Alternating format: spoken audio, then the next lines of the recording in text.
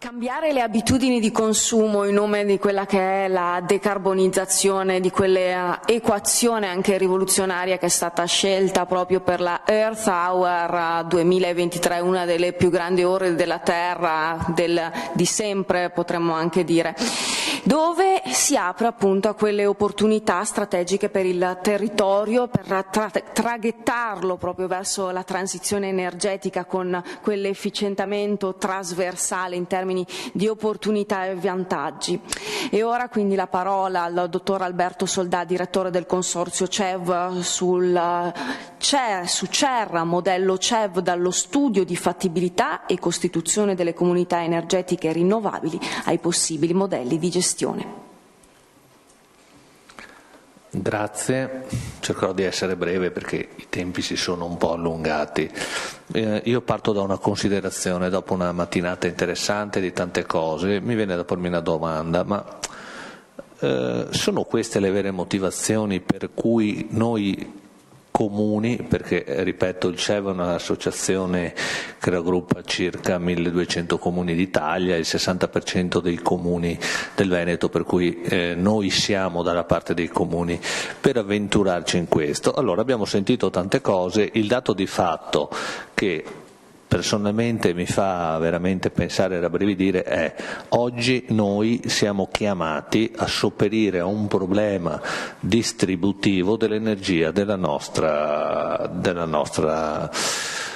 penisola. Abbiamo una rete che non regge, oggi il gestore della rete per anni ha fatto politiche di dividendi e non ha investito.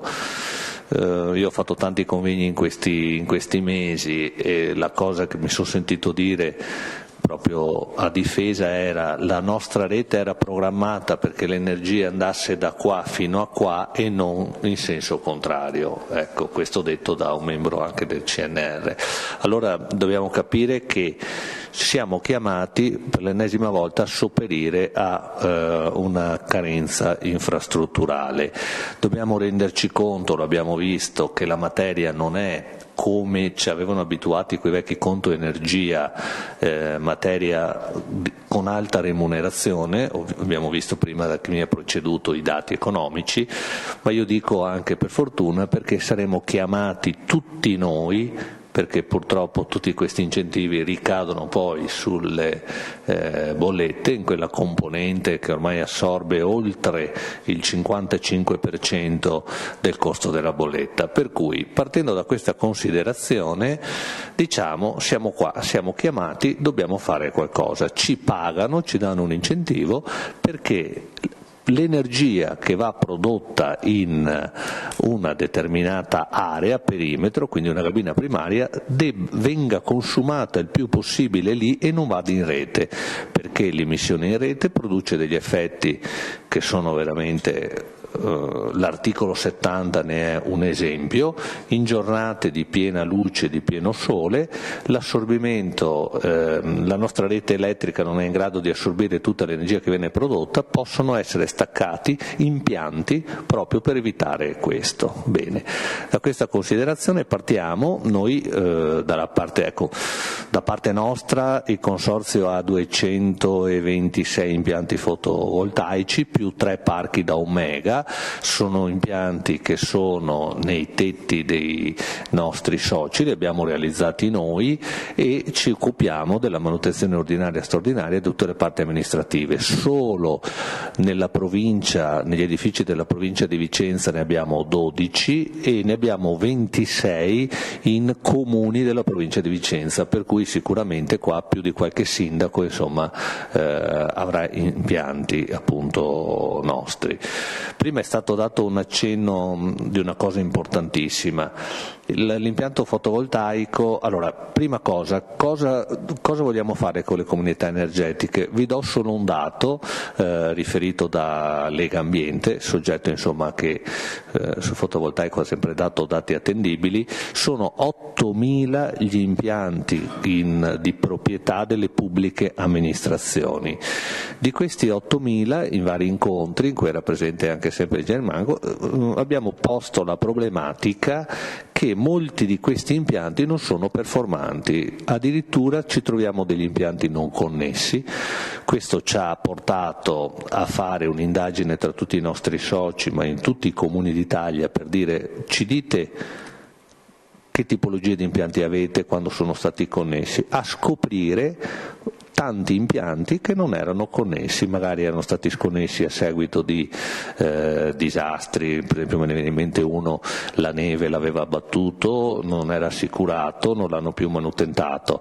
Casi eclatanti, 5 impianti in Sicilia che non erano connessi perché lo stabile non aveva leggibilità, però un fenomeno che va un po' da tutta Italia, per cui il nostro approccio è stato un approccio, io lo chiamo contadino pratico. Perché? Perché è sicuramente un'opportunità creare le comunità energetiche per tutte le valenze che hanno, quindi ben dette e ben evidenziate dai relatori che mi hanno preceduto, per cui non dobbiamo perdere tempo. Anche perché sapevamo della partita dei 2 miliardi e 2, noi tra dei 1200 soci nostri l'80% ha meno di 5.000 abitanti, per cui era veramente un piatto interessantissimo, per cui sono mesi che spingiamo per far partire delle comunità energetiche. Conosciamo bene i nostri comuni, per cui sappiamo che già avere un funzionario fisso all'ufficio tecnico e un segretario che magari viene 2 giorni alla settimana per i nostri soci è tanta roba, quindi tante incombenze, per cui ci siamo spostati non più tanto sulla consulenza e dire cosa devi fare, ma su presentare un modello che fosse già pronto e attuabile, proprio trasferendo completamente appunto i dati. Abbiamo iniziato a girare. Siamo arrivati a un risultato, io ritengo, soddisfacente. Abbiamo già 18 comuni che hanno deliberato l'associazione, perché i passaggi sono: prima devo creare il soggetto giuridico sull'indicazione che ci dà la legge 119, quindi sono 4 soggetti. La nostra scelta è ricaduta su quelli che sono anche i più semplici, perché non dimentichiamoci che li approva un consiglio comunale, li vede appunto un segretario con tutte le problematiche che ci sono. Pensate alla legge Madia, a tutto il tema delle società partecipate, ma soprattutto ci siamo posti il problema che se da un punto di vista tecnico le comunità energetiche è un mondo virtuale, noi creiamo una comunità energetica senza installare un contatore, tutto quello che è invece la parte amministrativa diventa complessa. Primo, perché la 119, la legge insomma diciamo che dà un po' i criteri appunto generali, dice chiare lettere che devono essere ricompresi soggetti in povertà energetica.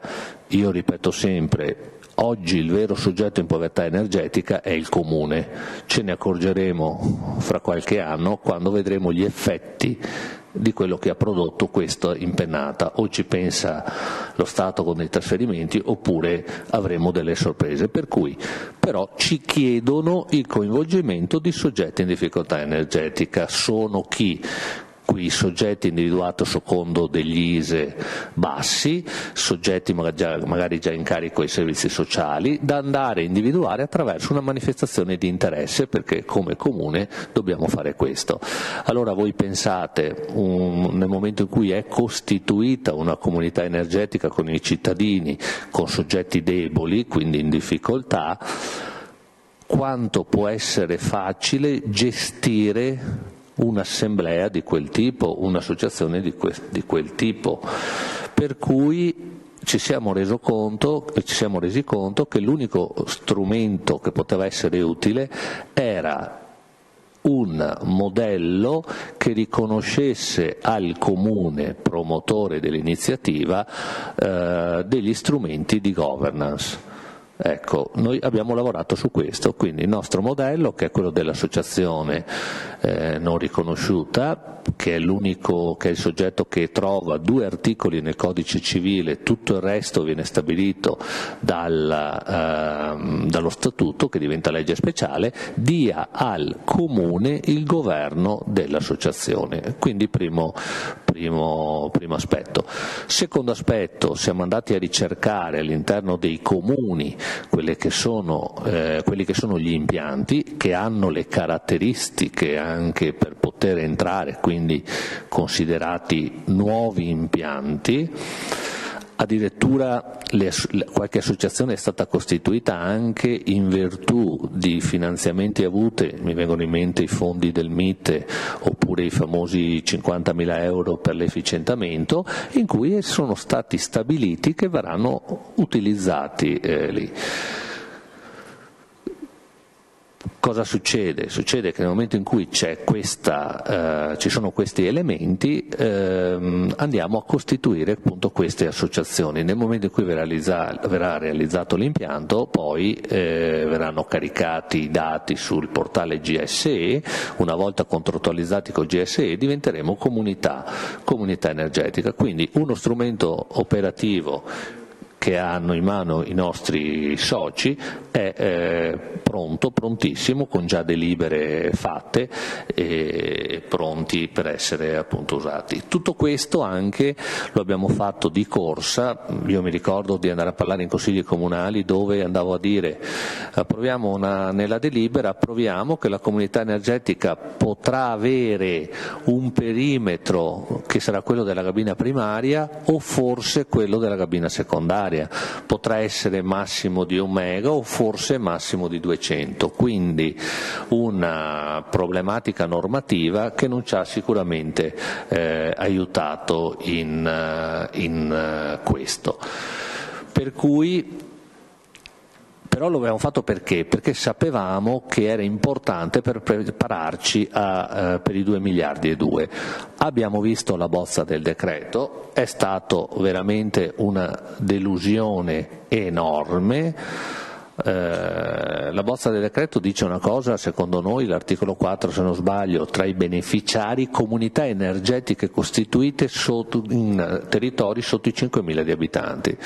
Bene, comunità energetiche adesso dato preciso non me lo ricordo, mi pare siano 39, facciamo un calcolo che siano l'80%, anche perché insomma sono comuni piccoli, vorrà dire che secondo quell'interpretazione letterale 10 comunità energetiche potranno presentare e spartirsi 2 miliardi e mezzo. Questa è una cosa che non sta né in cielo né in terra. Noi ci siamo mossi perché insomma un po' rappresentando poi abbiamo chiesto e abbiamo scritto tutta una serie di osservazioni chiedendo che tra i beneficiari siano ricomprese le pubbliche amministrazioni che hanno in corso il percorso per costituire comunità energetica. Sappiamo appunto che è in commissione e in commissione si sta appunto valutando, speriamo che venga recepito. Ma c'è un altro tema, il 40% a fondo perduto, il 60% deve essere cofinanziato, ma secondo voi il soggetto che avevamo detto prima, formato da comune più il signor Antonio, la signora Maria, soggetti in povertà economica, è in grado di cofinanziare? Oppure troviamo un istituto che finanzia il soggetto più debole che esiste da un punto di vista di banccherabilità, che è l'associazione? Allora, signori miei, non saranno 15.000 comunità energetiche, ma con i 2 miliardi e mezzo rischiamo di non utilizzarne la gran parte. Altra possibilità però sono anche i privati, quindi ci apriamo al mondo degli operatori, un'altra lettura può essere fatta questa, era stata data, se vogliamo fare comunità energetiche i comuni non sono in grado di farlo, dobbiamo affidarci agli operatori. Noi crediamo che questo non sia una cosa vera, i soldi devono arrivare ai comuni, i comuni devono intraprendere e promuovere le comunità energetiche, perché non dimentichiamoci, una comunità energetica promossa da un operatore con tutto quello che il mercato privato è diciamo sotto tiro la signora Maria che deve aderire, e che è importante che aderisca perché abbiamo bisogno di gente che consuma, mi capite che avrà qualche difficoltà nell'essere credibile. Se è una cosa promossa dal mio comune è più facile. Noi abbiamo già fatto incontri dove abbiamo spiegato alle cittadinanze la comunità energetica, e per quanto ci presentiamo come di fatto un soggetto in house dei comuni, tanti sono preoccupati perché la materia energetica è materia in cui avvengono insomma cose appunto strane. Ecco, per cui la nostra esperienza è qua, è un modello che mi pare ritorni al primo modello. Il comune mette a disposizione un impianto, crea la comunità energetica e soprattutto lavora perché questa comunità energetica possa svilupparsi. Come si può sviluppare? Si può sviluppare con le politiche di nuovi impianti che hanno i comuni, per cui non dimentichiamoci che ogni progetto di efficientamento anche di una scuola ha al suo interno un minimo di impianto. Può entrare, adesso la Regione dice noi mettiamo questi 10 milioni, speriamo che vengano recepite bene chi siano i soggetti beneficiari, e qua veramente noi a costo di chiamare la direzione dell'architetto ogni giorno faremo presente questo, devono essere le pubbliche appunto amministrazioni. E soprattutto ci siamo proposti una cosa, quella di dire: caro comune che ti intraprendi la strada della comunità energetica, il consorzio, come ti ha gestito gli impianti per 13 anni, si impegna a gestirti la comunità energetica, perché se noi pensiamo che un comune di 5.000 abitanti possa avere il tempo, le competenze forse sì, non le ha perché non ha il tempo di formarsi, per gestirle con tutte le problematiche che ci sono, è un progetto che non parte. Quindi noi ci proponiamo, con i soggetti con cui siamo partiti, a gestirle per l'intera durata. Gestirle significa fare tutte le pratiche amministrative e burocratiche, perché all'interno di una comunità energetica bisogna prendere tutti i dati che arrivano dall'emissione dei dati che fornisce il GSE, anche ci sembra, possiamo dire, insomma, un dato pulito, tutti i dati di produzione, i dati di assorbimento dei vari pod, e poi fatta quella che è il riconoscimento dell'incentivo. Ultima cosa sulle comunità energetiche che stiamo appunto vedendo, l'interesse che stanno riscuotendo anche dal mondo delle imprese. Allora, io faccio sempre questo esempio: nei nostri territori sono territori in cui chi è in un comune piccolo ha investito e ha fatto impresa, significa che tiene a quel territorio, se no al posto di stare nel comune di Este, dove sono io, se ne andava in un'area più comoda, eccetera, per cui dimostra attaccamento al territorio. Bene, questo comune, questa impresa, se ha un impianto, produce per l'autoconsumo, che non dimentichiamoci è oggi veramente l'elemento principe di tutto quello che è la materia energetica. Se produce dal lunedì tutto l'anno, ma il sabato e la domenica non lavorano, il periodo di ferie non lavorano, quell'energia può essere messa a disposizione della comunità energetica. Quell'energia porta alla comunità energetica, che l'autoconsuma in maniera puntuale, un beneficio.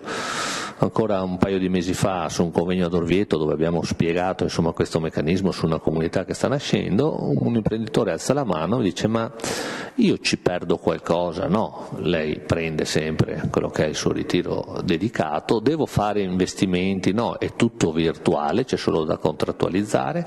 E allora fa l'imprenditore: perché non lo dovrei fare? Aiuto il mio territorio, magari dentro ci mettiamo anche i miei dipendenti. Ecco, questo per farvi capire che è interessante andare a far sviluppare la comunità energetica, non tanto nel mondo privato, dove il privato che si è fatto l'impianto se l'è fatto tarato giusto per il suo autoconsumo, ma l'azienda deve tenere conto dei fattori, che può essere la fase di crescita, la fase di incremento di fatturato, eccetera.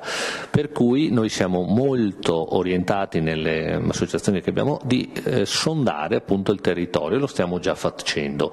Logicamente lo si fa sempre con manifestazioni di interesse, perché siamo degli enti pubblici. Ecco, per cui il nostro è un modello semplice però facilmente attuabile. Prima qualcuno che mi ha anticipato ha detto dobbiamo aver coraggio, cominciare a farle, provare per poi vedere come funzionano e potenziale. Sono uno strumento importante. Ultimo caso, non so se qua siamo, sì, qua c'è la Val d'Astico, allora assistiamo per esempio nell'area del Polesine, ecco la prima associazione che abbiamo fatto, che è proprio quella più avanti, che era un comune che aveva un impianto connesso da 38 kW su una palestra con pochissimo autoconsumo. Abbiamo creato l'associazione, lo stiamo adesso caricando proprio in questi giorni appunto nei portali. Per esempio c'è il tema delle aree buffer, cioè quella normativa che preveda che possono essere realizzati impianti a ridosso di zone industriali e di autostrade. Il Polesine in questi ultimi mesi qua è stato assediato, perché lì c'è la 13, per cui 300 metri di larghezza vuol dire che per ogni altri 300 metri di lunghezza faccio un ettaro. Okay? Io dico sempre, immaginiamo la A4 dal Friuli fino al Piemonte, dove al posto di vedere i vigneti vediamo pannelli fotovoltaici. Bene, fa piacere, progresso, io non faccio parte dei comitati dei no assolutamente, però voglio che le cose siano regolate. Ci chiama un comune disperato, dice sono venuti degli sviluppatori, vogliono fare questo grande impianto, fronte autostrada, mi pare si parlasse di 8 mega, e la norma prevede che possano essere fatti con la semplice PAS. Semplice PAS significa non poter dire niente, subire l'intervento. Questi comuni ci hanno chiesto un aiuto, siamo andati, abbiamo chiesto la riconvocazione, comune di 800 abitanti, un ufficio tecnico, una persona appena arrivata di 32 anni, si sono presentati 2 avvocati, ecco, e niente, nella discussione hanno detto ma sì, guardate, oltretutto vi facciamo un piccolo impianto di 5 kW sull'asilo che c'è. Il sindaco disperato ci chiama e dice ma cosa potremmo fare, cosa potremmo chiedere? Lì si stava lavorando su una comunità energetica, ho detto riconvochiamo la riunione, chiediamo in maniera molto semplice che sull'impianto che vanno a fare, con uno strumento di misurazione venga misurata una quantità di energia per la nostra comunità energetica, in modo che il sindaco mette dentro tutta, diciamo, la popolazione, che ridistribuisce una parte, diciamo, dell'incentivo appunto prodotto. Siamo andati a questa riunione, si sono dimostrati aggressivi nella prima fase, poi quando hanno capito che insomma qualcosa parlavamo e ci hanno chiesto come intendavamo procedere, gli abbiamo dato la scaletta e la prima cosa che gli abbiamo detto: chiedete la convocazione della conferenza dei servizi. Forse hanno capito lì e ha detto no, la dovete fare voi. No, ho detto la procedura che riteniamo fare è questa. Cosa cambia? Cambia che, adesso magari l'architetto più esperto di me, che mi hanno spiegato i legali del consorzio che erano con me, che se la chiedono loro non è soggetta al silenzio assenso, se la chiediamo noi è invece soggetta al silenzio assenso, per cui era un modo. Ecco. La vicenda come si è chiusa? Che l'impianto va fatto, il territorio ne beneficia, fanno subito un impianto da 50 kW per il comune e si sono impegnati poi, nel momento in cui sarà più chiaro il quadro normativo, perché per essere sinceri dobbiamo dire per noi comuni era difficile, per noi pubblici amministratori era difficile lavorare con quadro normativo incerto, pensiamo a chi ci deve mettere anche i soldi.